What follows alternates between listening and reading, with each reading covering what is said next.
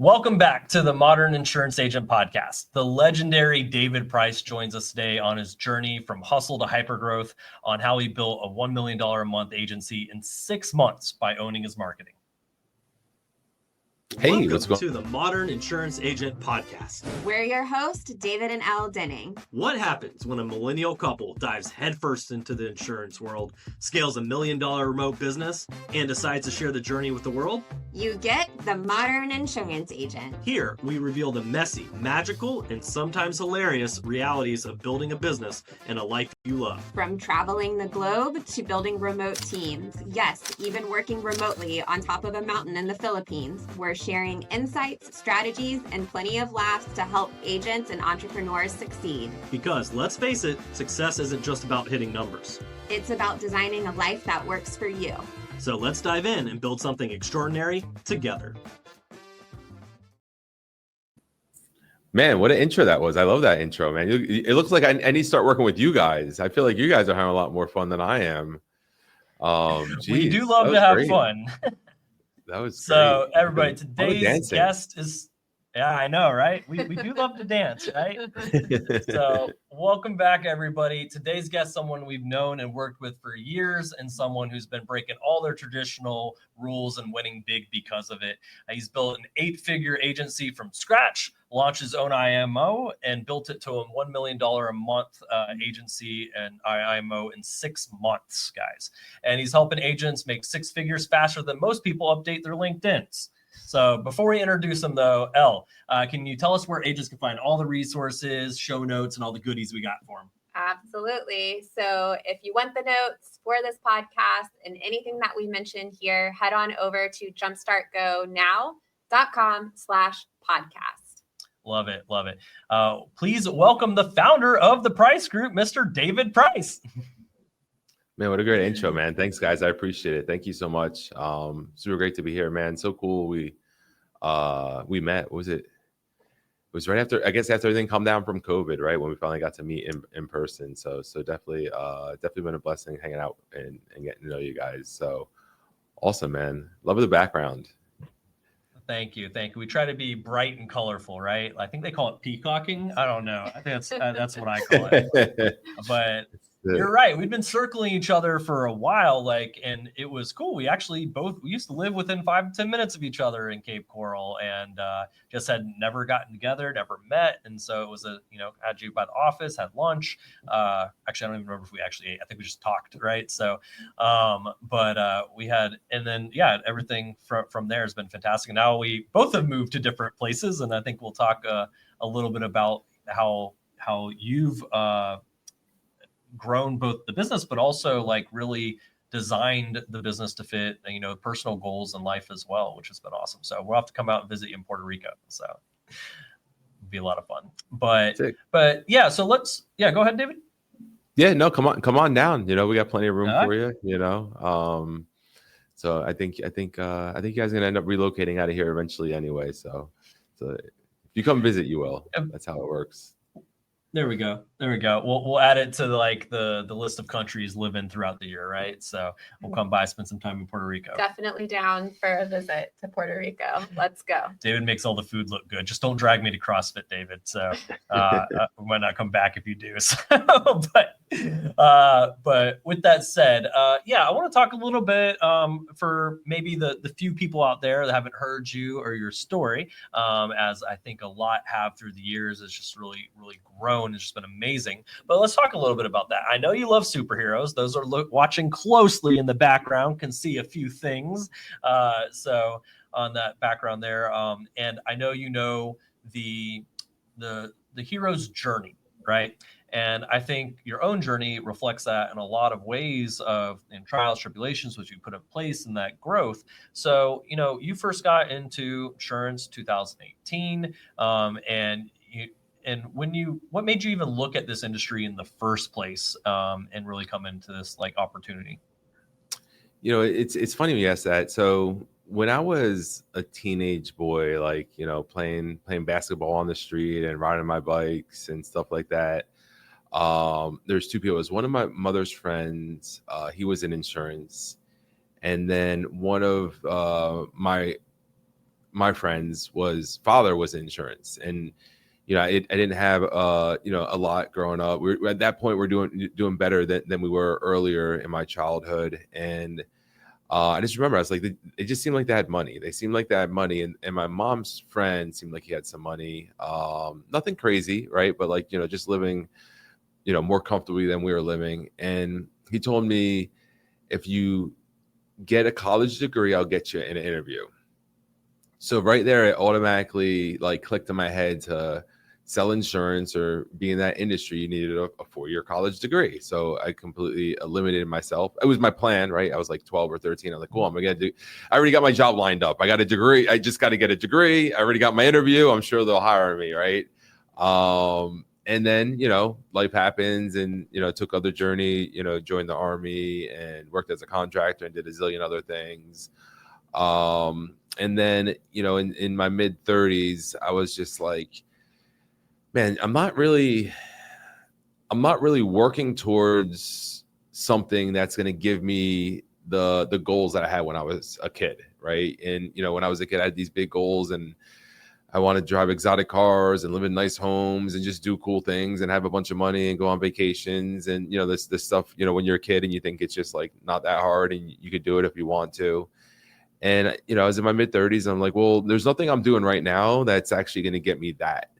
And I have a choice. I could give up on my like childhood goals and dreams like most do, or like in my mid 30s, so I'm gonna make a change. Like now would be the time to make the change. And I decided that I was going to reinvent myself. I was going to find whatever it was. Like I wasn't going to do something that wasn't going to get me what I wanted. So I wanted to be able to live wherever I want. I wanted to be able to work with whoever I want, and I wanted to be able to do whatever I want. So I needed those 3 things. So I knew I couldn't be working in a business that was going to keep me in there all day long, and that wasn't it. So I knew what I wanted. So now it was a matter of like, what was the vehicle that was going to get me there? And I started looking at different things, and I did some network marketing before. I did own some business before. I had a construction company that was pretty successful, but had a lot of moving parts, and I was like kind of a slave to my employees, right? Because if they don't show up to work, I was like in a really bad position.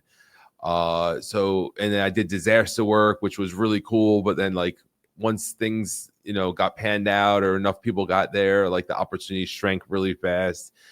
And I was just like, all right, so what is it? So I believed in systems and processes. So I'm like, all right, maybe I need to find like franchise. Like a franchise system would be really cool because it's like proven, and I just have to like follow their system, and if I follow their system, I'll have success. And they can basically predict how much money I'll make, and it's all very predictable.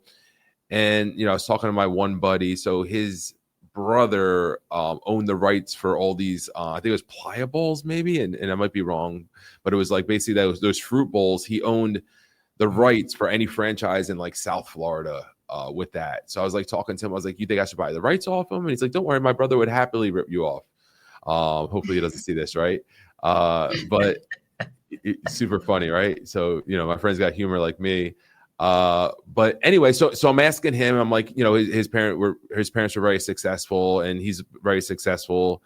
And I was just like, man, just I got to find that right business opportunity. And he was in insurance. And he's like, man, he's like, so-and-so is doing real well in insurance. You should maybe talk to them. And I was like, insurance? Well, that's a great business to be in.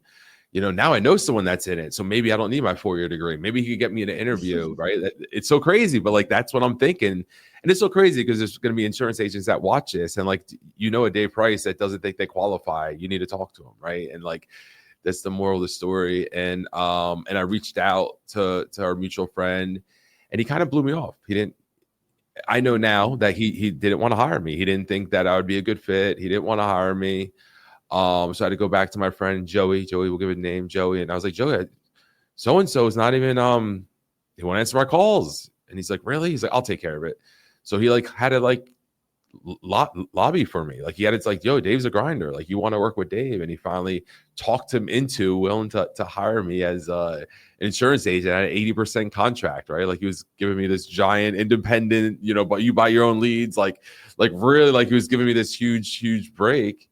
And that was it, and when I looked at the opportunity, there was a couple of things that were important to me. One, he was successful. so I believe that he can show me how to be successful, right? So because I believe in mentorship. 2, I understand that you need people to talk to, and I didn't have people to talk to. I didn't want to try to figure that out on my own. I wanted, something that would give me the people to talk to. So leads or some kind of system or process for that was super important. That didn't mean like me just finding people on my own. So those are the two things. Those are really the only 2 things. I didn't know about contract levels. I didn't know about product. I didn't know anything else. And then results, it's like, do you really have people that get their insurance license and within 12 months make 6 figures? Is that possible? And he said, he's like, yes, you can. If you follow the system, you can. So I'm like, all right, well, I trust this guy. Why would he lie to me? And that's how I ended up getting my insurance license. So it was pretty crazy because I wish, I guess my mom's friend didn't tell me I needed a 4-year degree, and maybe I could have just like done that when I became 18 and been retired by now. Could have skipped that, but I think the journey is part of it, right? And I think that's something I want to dive in a little bit on that. Like you grew fast originally. I mean, you built $1 million agency in your first 3 years originally, and now you built $1 million a month agency within 6 months, and I think it hit $1 million as far as an agency within less than 90 days of you getting started. And so I'd like to evaluate a little bit, if you think back on what did your mindset and everything look like when you first started in this industry versus when you started your IMO? Yeah, it's definitely I remember like earlier days before I was making 7 figures, right? When the goal is to be a millionaire. Really the first goal is to make 6 figures. That was it. Like my thing was like, cool, if I make $100,000 a year, like I'm set. Like that was the ceiling I was putting on myself. I just wanted to be able to make $100,000 a year. And and once you're able to do that and you're like, all right, cool, I knocked that out, and you're like, wow, maybe I could make $1 million, maybe I could be a millionaire. And I thought about that, and I'm like, cool, how do you become a millionaire? And a lot of times I think people think they make the million and then they change into that millionaire. And then I like, no, dude, if you want to be a millionaire, you have to act like it first, and then I started all my decisions and stuff like, cool, like how would a millionaire respect their time? Would a millionaire do this? And you start looking at those things and you start lining up your mindset and your habits to align up with the person you're trying to be. And I thought that was super important. And I think that helped me a lot through my journey because, early on it's, you're making excuses of why things aren't working. You're looking for people to co-sign, right? When you're not having success, I feel like human beings, when they're not having success, they want to find people that are going to agree with why they're not having success. Like, hey, David, these leads suck, don't they? And I'm going to ask the other guy that's not selling, because of course he's going to agree, because I'm not going to go up to the guy that's crushing it and be like, these leads suck, don't they? And like, no, you suck. I'm like, wait, you're not co-signing my crap, and I think that's what agents do a lot in the beginning, is when they're not winning, they're going to find the other person not winning, and they all want to agree on why they're not winning, and they want to point out all these different things. And I share a lot, addict and recovery. And I remember someone saying to me one time, and they said, like, if everything else is the problem, you're screwed, because you can't fix everything else. And if you realize you're the problem, guess what? You got a chance. And that was like dealing with like recovery and drug addict stuff and like just being a bad person and all those things. I'm like, oh, cool, well, that works really good in entrepreneurship as well. Just life. Like if I found myself arguing with multiple people in a single day, or a lot of extra people in a week, I'm like, all right, what's wrong with me? Right. I'm the common denominator in this. So, the mindset's super important. And, the change comes with experience. Everyone wants to change without moving, and you can't change without moving. I use like different metrics. For instance, our lead company, we spend $100,000, $200,000 a month in ad spend to Facebook. Guess what? I have the experience of somebody that spends $100,000 to $200,000 in ad spend in Facebook, right? You know, you can't compare your journey, or not you, but the person's journey and spending $20, $40 a day with our journey, because we learned some things, we broke stuff along the way, and that's it, right? It's just like the process of being a human being, and like, you know, it's like your teenage self that thinks they got the whole world figured out. And, you know, your parents look at you, it's like, dude, like, I wish you just listened to some stuff and save some pain, right? Because they went through the experience. They had the pitfalls, and they made the mistakes, and they had the wins, and they had the losses and stuff like that. And that's the same thing. Like, everyone wants a shortcut experience, and like the experience is what makes you who you are. And, you know, you spoke about me, you know, doing $1 million in a very short period of time, and then like getting up to 8 figures, and then starting fresh and being able to do it again in 6 months, right? I mean, you know, I predict we'll do pretty damn close, if not 8 figures this year, which will be our first year. And it's like, did you do that? Did you really do that the first year? It's like, no, it didn't take me a year to do that. It took me 6 years of experience, and then a year to go at it, right? You know, because I have the experience now. I know exactly how to do it. I know where I made my mistakes, and I could do it a lot faster. It's like, we already know the trail, so we got that.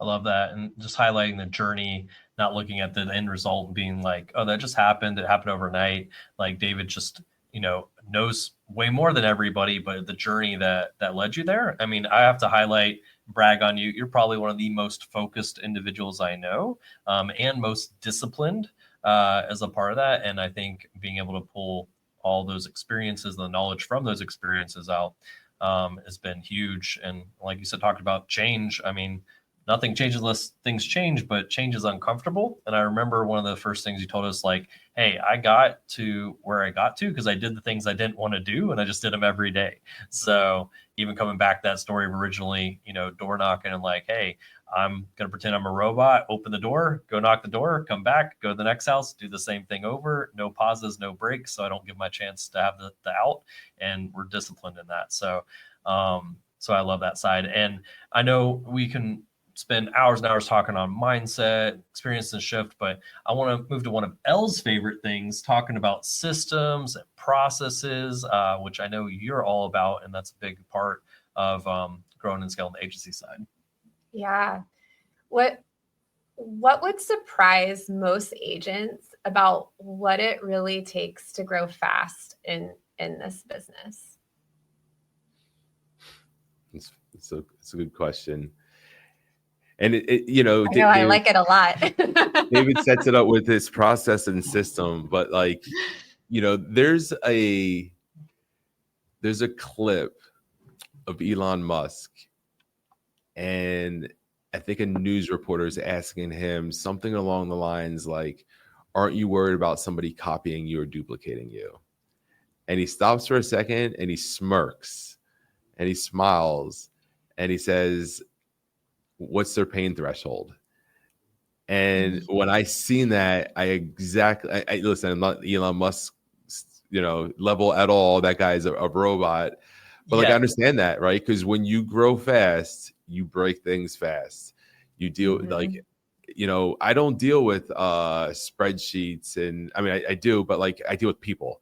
I deal with real people with real emotions, with real problems. You know, so you deal with the good, you deal with the bad, and when you grow fast, it's an uncomfortable place to be, and it's where we thrive, and you know, we do a great job with it, but definitely you have to be able to handle that. And you know, I have I would say people can typically handle a certain amount of production, right? Because I believe that each amount of production comes with a certain amount of problems. If you're doing $100,000 a month, you have certain agents, you have certain actions happening, and then you have so many problems that are equal to that. And the person that manages that, they could handle that, or they can't handle it, or they can handle just that, and they can't grow any further. And some people can handle 200,000, 300,000. For some reason, God's given me the ability to handle problems at scale and be able to deal with a lot of people, a lot of personalities, and still keep my cool most of the time, and still be calm and have answers for these people, and make them believe in what we're doing still to continue to move forward and continue to grow. And I look at that a lot because I seen that over the years. I've seen certain people will just get stuck at a certain production amount. And it's because it's an extra level of discomfort to break through that they're just not willing to do, and that's my job. I had a tough call with I think it was yesterday. Poor everyone. I worked yesterday, so it was yesterday was Memorial Day since this isn't live. And I worked yesterday and I had a lot of tough calls with a lot of people and I felt bad. I woke up in the morning, I was like, I'm about to go on a rampage today and it's a holiday and everyone's going to wonder why the hell I'm working on a holiday going on a rampage. But like my calendar was pretty empty. I only had a couple of calls on my calendar. So it was a good day to catch up with some people. But like ultimately, the goal is like, how do I help this person do more? And typically people are just stuck in a certain place. It's their comfort zone. And the truth of the matter is they don't know any better. They don't know they're stuck. They think they're doing everything they need to grow. I can see it because I've been there and I've been in all these stages. I've been in all these spots. So I'm just like, hey, just let you know, you're not working. You're working, but you're doing enough work to maintain. And I know what your goals are and you're not where your goal is. So if you want to get your goal, we got to go back to work. We got some stuff to do. And this is what you should be doing, obviously everyone's working and no one's ever want to be told that they're not working, especially when they feel like they're working. But I'm a man that I don't like to use a lot of words. So I'm going to be I don't sugarcoat because you have to use extra words to sugarcoat. So I'm just going to try to say what I want to say in as least words as possible and hope that I could do it in a way that does motivate you. And I'm wrong sometimes. Definitely had to, make some apologies. Okay, cool. That one didn't work. The job was to motivate you, but ultimately, it's trying to figure out how to deal with a lot of personalities, and everyone's different. The way I push David is going to be different than the way I push L. Right? If I was trying to push you guys ever, I don't know if I ever pushed David's buttons before, but if I was, I would have to push his buttons in a different way I push L's buttons. I don't know if I know how to push L's buttons, but again, that's the biggest thing. I mean, systems and processes are all super, super important, but like to me, that's like math, right? And like math is just math. It's always the same, and it's you could count on it. Like it's math. And when you're dealing with personalities, now you're dealing with something that doesn't always 1 + 1 doesn't equal 2. It's like, okay, well, that didn't work. So I think that's probably what I'm good at.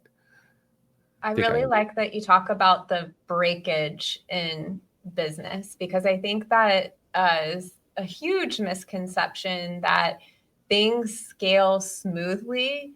But I think about it like it's like working out or growing your muscles. Like your muscles literally have to break in order for them to grow and get stronger. And I love that you're talking about that, and that's also just such a key part of your success. And then the level of pain tolerance, like that's also like working out. It's like you think that you're really pushing yourself to your max, but are you really?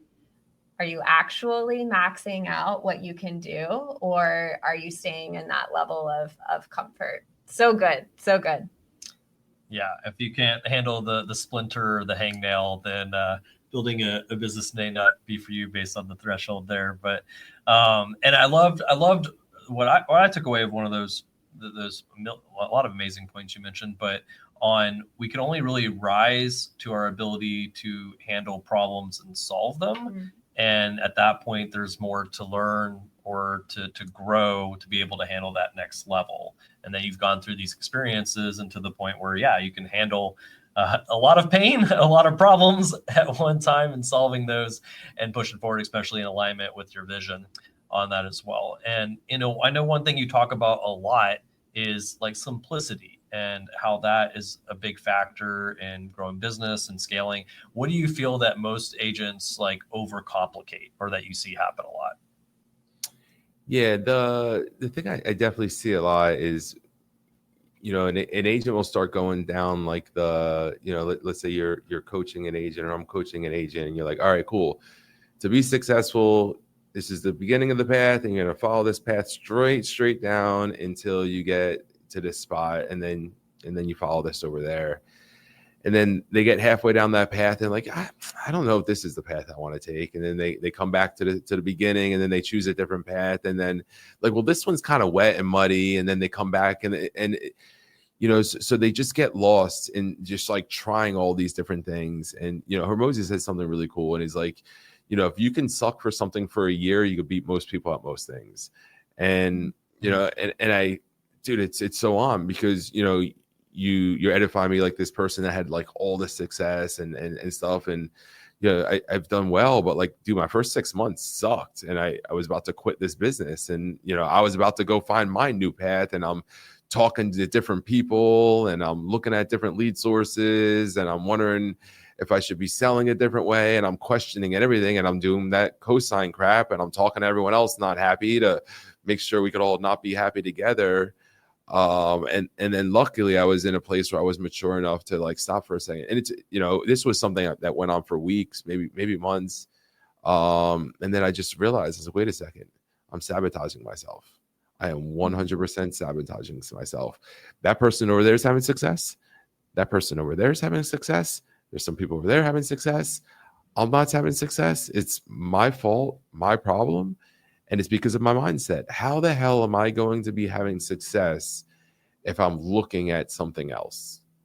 Right. You know, and that's what agents do. They typically will spend so much time and so much energy and so much work trying to avoid doing the work. And it's like, whoa, hold on a second. You just made this way harder than you had to. Just do the work. Just do these things. And that's the biggest one. Like, I think my ability to get an agent to trust our processes and systems and commit to them long enough to have success is really the foundation of my success. You know, because if you look at like leadership, that's what leadership is, you know, and if you can't get people to follow that, you have no chance to help them be successful. And, you know, the biggest thing when people ask, well, how do you do that? And I say, always tell the truth. You know, and that's another thing, is because a lot of times people want to recruit these people, and they're like, man, well, if I want to hire a David and Al, I'm going to have to tell them like, oh yeah, guys, you'll make like $1 million this year working part-time. And the leads are so good, they actually pay you. We'll pay you to take the leads. They're so freaking good. And then you guys get started, and you guys like, all right, cool. Where's these leads that pay you? And how's everything? I'm like, nah, I didn't say any of that. Didn't say, you know, and then right there, we just broke the trust barrier. Now that nothing else I say, you're going to listen to and follow. So like, my ability to lead you and show you the way to be successful is non-existent anymore. And I think that's what happens a lot in this industry, is a lot of times people, they fib a lot. And because they fib a lot, they don't build the trust, and you might get over on them like short term, but people continue to think and they analyze, and then they realize you're full of, and then at that point they don't listen to anything you say. And then you wonder why you can't retain agents, or why eventually they leave, because, you know, they realize that you weren't putting their best interest first. Love it. And so I want to talk a little bit about the industry as well, right? Like, it's an industry that's been around since, I don't know, time was invented. Like, it's an old industry, a very important industry, and one that's not going anywhere, probably just getting more important every day on that side. But there's been things and ways that this industry has been done for a very, very long time. And a lot of technology, a lot of things have shifted, a lot of things have changed. Facebook ads, for example, have been invented and stuff on that side. So as far as from your perspective, what do you feel that you've embraced or done differently or leaned into maybe than the industry like traditionally? Yeah, I mean, the first pivot we had was telesales. I mean, obviously we weren't the ones to invent telesales or make it up. But when I started, I was told we take the lead, we show up to their door, and we say, hey, you filled this out, and we talk to them, and we deal with it on the front door and try to figure out how to get in the house and do a presentation. And effective that could be, but what I definitely realize is nobody wants to force themselves into someone's front door. You could pretend you do, you could act like you like it, but at the end of the day, dude, it's not good for your soul. Everyone knows that. You know what I mean? We could all lie to ourselves. And luckily I guess lucky is not the right word, but COVID happened. Obviously, it wasn't luck for everything, right? But COVID happened, and it did change my business drastically. And when that happened, I went from telling people don't ever pick up the phone, go to their front door, get in the house, do a presentation, make a sale, to all right, guys, we're gonna do everything 100% on the phone, and we're good to go. We already got the training we need. We're just gonna start now, And I had a lot of fear at that time, but you got to make decisions. You got to stick with them, right? That's something I heard before, is like making decisions the hard part. Once you make the decision, then you just follow through with it. That's, that should be the easy part, actually, right? We do the opposite. We make decisions and then make it following through with our decision. We make that the hard part for some reason. But yeah, we had our best month, 100% on the phone. And we did it with direct mail leads. We did it without a dialer. We did it without a CRM. We did it lowest tech possible. We might as well have been mailing letters to sell policies. And we had agents breaking records, and it blew my mind. And that was like my first, okay, cool, I've been wrong, right? And I love being wrong. I love being wrong. I love losing, because that means there's room for improvement. And I was like, all right, the phones is where it's at. So then we started doubling down on that. And, it wasn't overnight. We did 2013, we issued 17,000 policies at $15 million in business.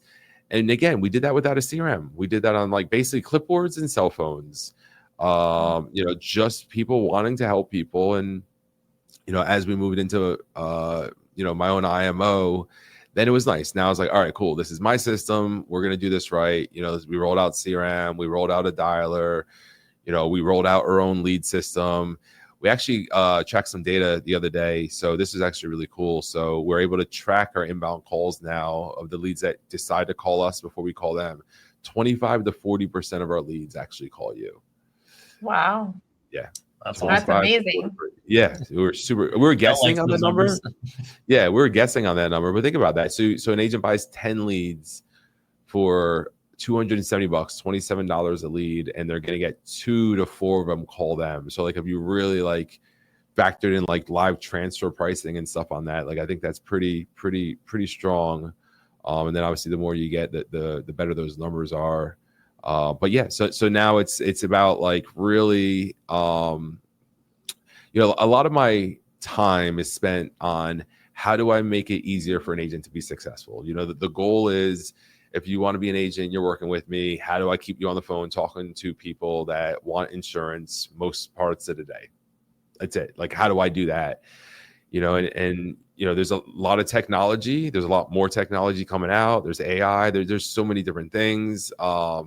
Everyone is in my DMs pitching me on something new, or my emails every single day, and trying to screen all that out and figure out what calls to take and what calls not to take.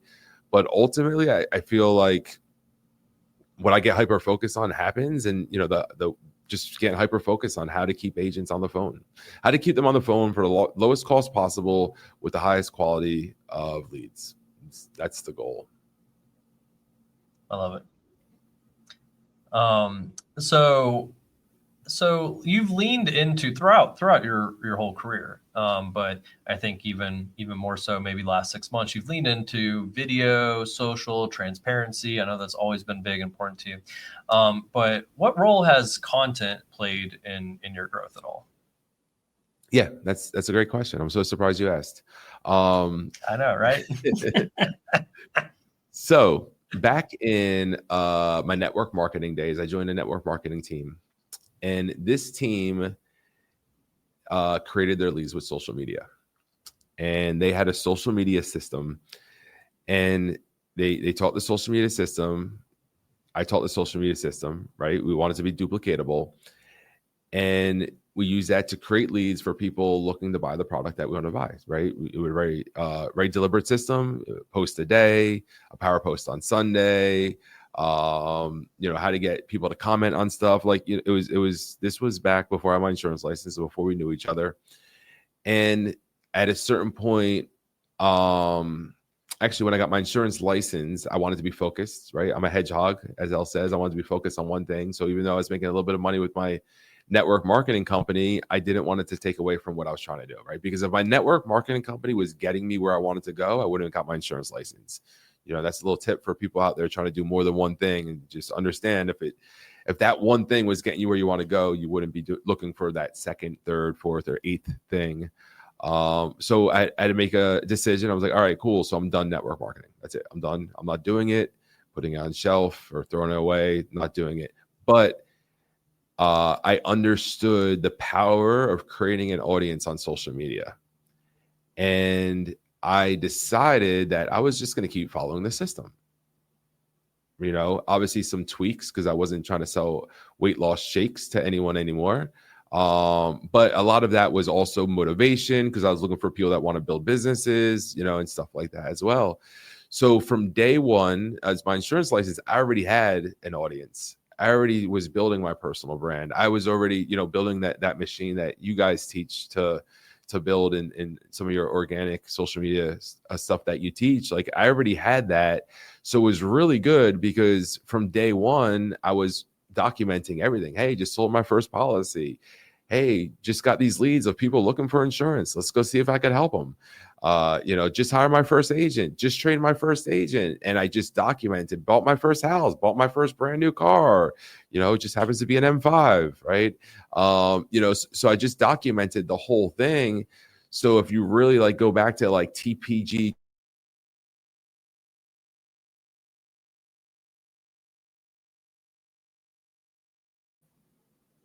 that's it. Look at that. We're back. 100% of organic social media.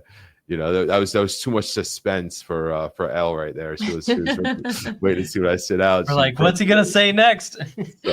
So realistically, if it wasn't for organic social media, I don't think I would be where I'm at now. Right?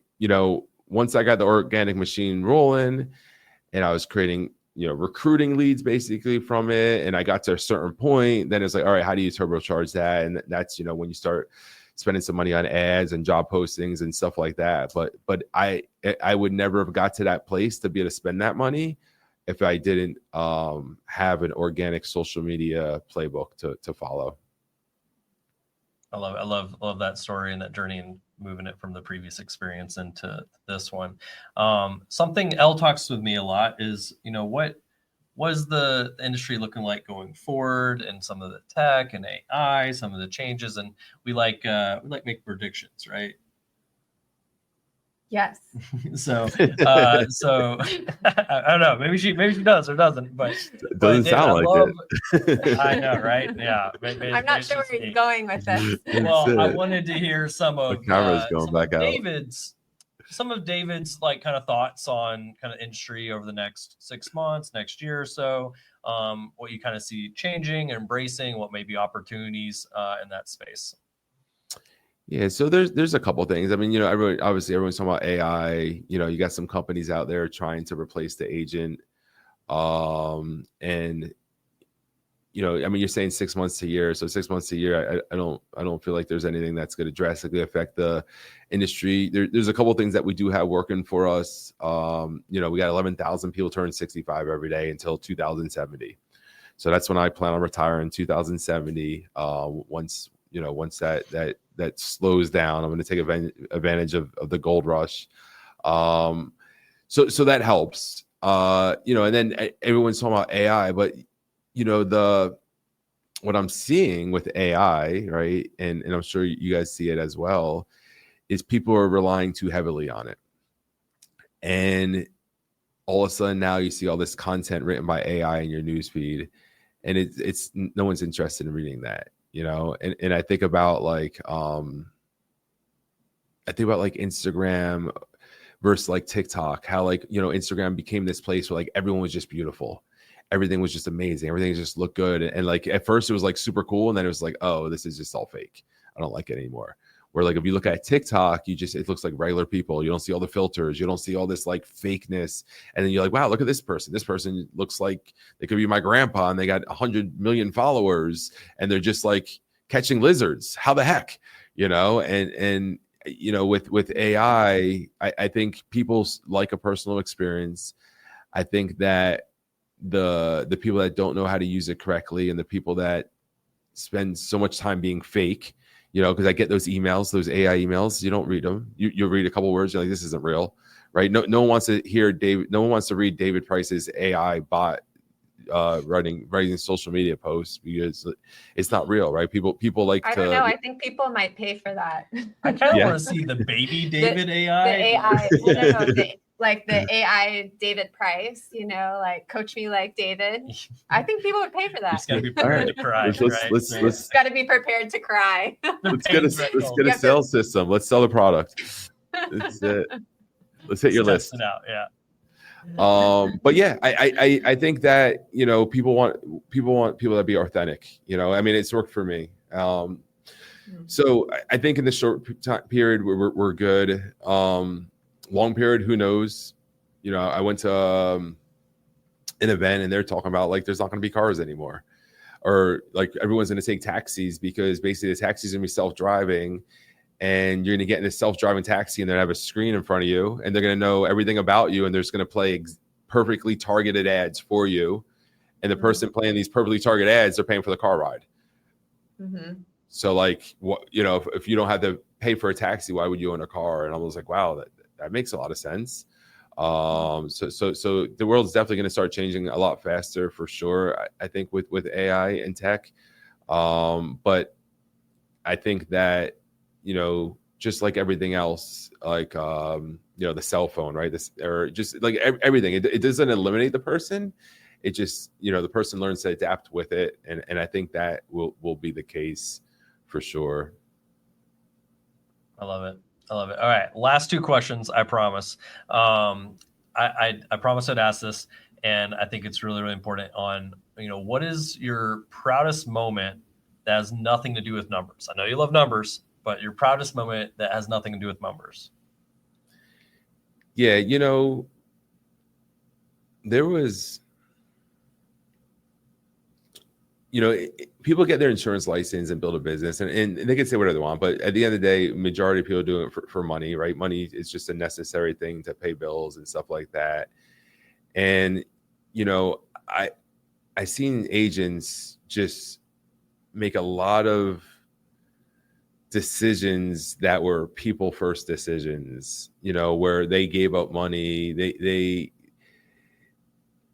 were there for other people. And like, to me, like, to have a culture where like people are just, and we're talking about sales too. Like, we're not talking about like the church networking group, right? We're talking about like, salespeople that make their money 100% commission, making decisions that maybe had some unknowns and that might cost them money in the short term, and not even know if they would even get that. And like, be able to make decisions without even like a question or a thought, and just doing what they thought was right, because a lot of times, I've definitely made decisions based off money. We all have, right? We all got to survive. It's like, hey, I could do this and not pay rent, or I got to do this and pay the rent. But just to see the amount of people make decisions, based off of what they thought they were right, man, just make me, feel super proud that I'm working with the right people, and people that I want to work with long term, and like seeing that like growth for them to become that person that they can do that. I love that.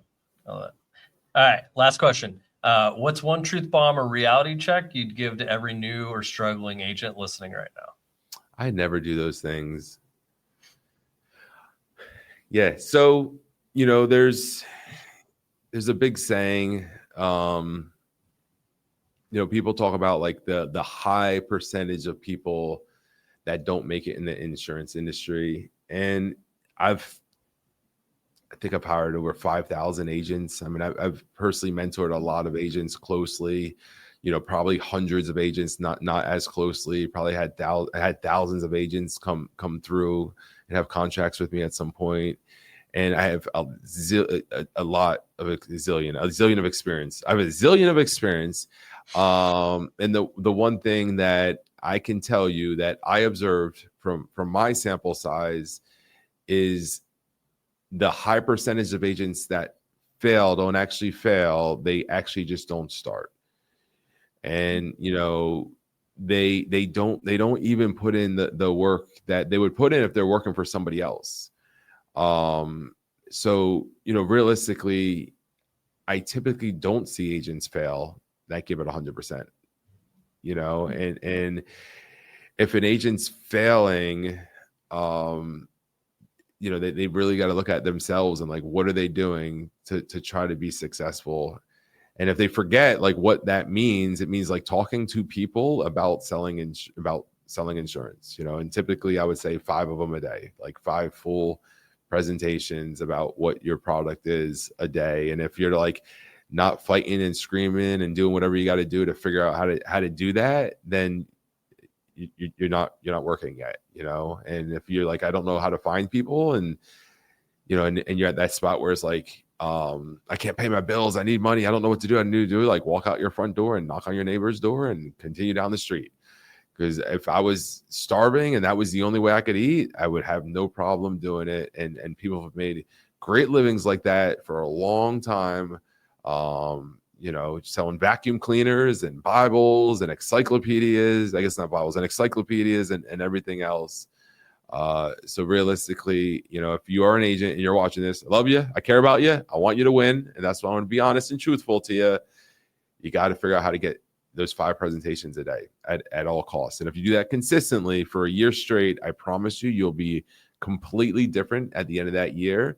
And maybe that first 6 months might be bumpy, but I promise you that second year, you're going to be a successful insurance agent if you're not already. Love it. Amazing. 5 presentations a day. Love it. Yeah. David, where can people connect with you, follow you, plug into what you're building? Yeah, of course. We got the website, obviously, tpglife.com. I'm on Instagram, TikTok, Facebook, and YouTube as David Price Official. And that's it. Those are good ways to find me. You could always email me, david@tpglife, and, you know, always here. And then obviously our Facebook group, We Are Insurance Agents. You're always welcome to join that. And I try to answer 100% of the questions in there. Such an active community. I love all of the stories that agents share inside of that group. It's so inspiring. Definitely a good one to join for sure.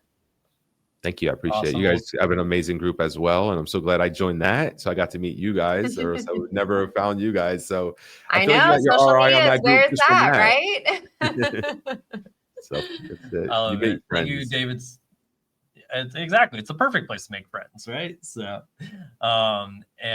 we appreciate you so much, David. And we thank you so much for taking the time. We'll definitely be doing some more podcasts together. And thank you everybody for tuning in and listening to the Modern Insurance Agents podcast. We'll catch you guys on the next one. Thank you.